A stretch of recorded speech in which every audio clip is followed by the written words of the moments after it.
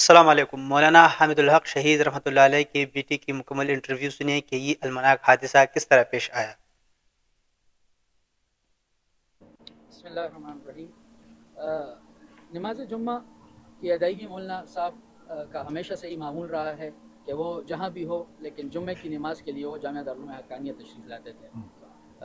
उस दिन भी हम जमेरात को इस्लामाबाद में थे, उनकी तबीयत कुछ नासाज थी। रात को वापसी हुई हमारी। अगले दिन जुम्मा था, जुम्मे की नमाज में हम सारे इकट्ठे यहाँ शरीक थे, मौजूद थे।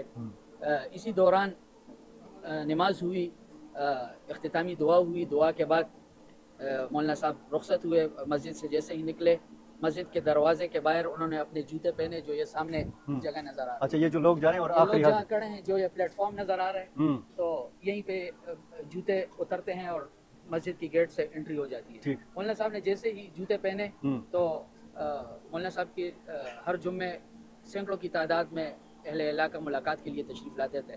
जो मौलाना साहब जैसे ही निकले तो उनसे मुलाकात के ख्वाहिशमंद अफराद भी उनके पीछे निकल आए, तो उन्होंने इस प्लेटफॉर्म पे उनको रोक दिया और मुसाफिया करने लगे।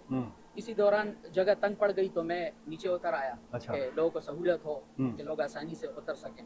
मैं यही पहुंचा था, यही खड़ा था। अच्छा। और मेरा चेहरा इस तरफ था। अच्छा। तो इसी दौरान पीछे से ब्लास्ट हो गया। तो क़यामत का मंजर था। जख्म मौलाना साहब आपके चेहरे पे लगे और आपने अभी फरमाया कि आपका चेहरा उस तरफ था। जी बिल्कुल।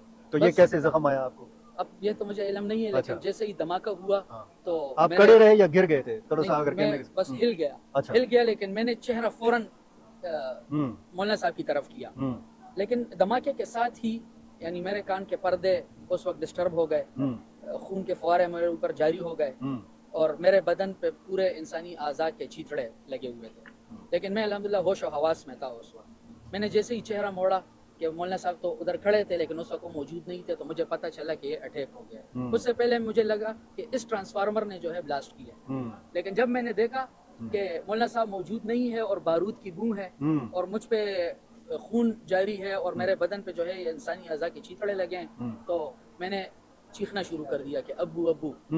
बस उसके बाद क़यामत का मंजर था। मैं जब ऊपर चढ़ा तो मौलाना साहब की लाश इस प्लेटफॉर्म से उड़ के दूसरे प्लेटफॉर्म पे चली गई थी। अच्छा। लेकिन अल्हम्दुलिल्लाह पूरी लाश उनकी सही सलामत सालिम थी। अच्छा। हालांकि और ये भी मैंने सुना है, मौलाना साहब आपकी बात काट रहा हूँ, कि जब ये धमाका हुआ तो आधा घंटा तक उनकी सांस चलती रही। नहीं, ये तो यानी जब मैं चढ़ा उस वक्त दो लाशें उधर मौजूद थी, लेकिन वो हैबत ऐसी थी कि मैं पहचान न सका। फिर मैं उतरा, चीख रहा था। दोबारा जब चढ़ा तो वो लाश वालिद साहब की थी।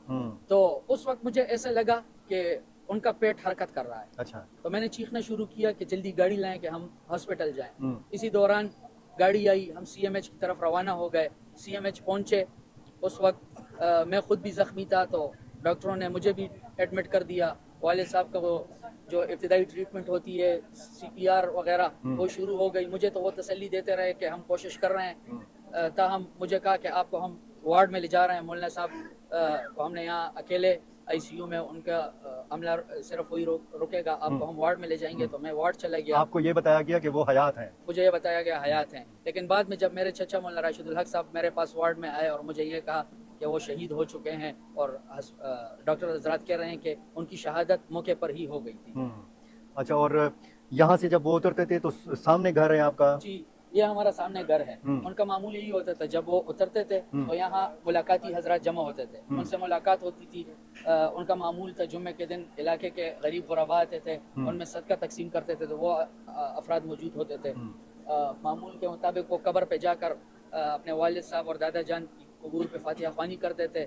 जितने अफराद मुलाकाती आए हों उनके साथ मुलाकात के बाद वो घर चले जाते थे। अच्छा। और आपके ख़ानदान के मजीद कितने अफराद ऐसे होते थे कि जो इसी इलाके से आके यही रास्ता इस्तेमाल करते थे? हम सब जो हैं, यानी शायद हम सब के सब आज ना होते। अच्छा।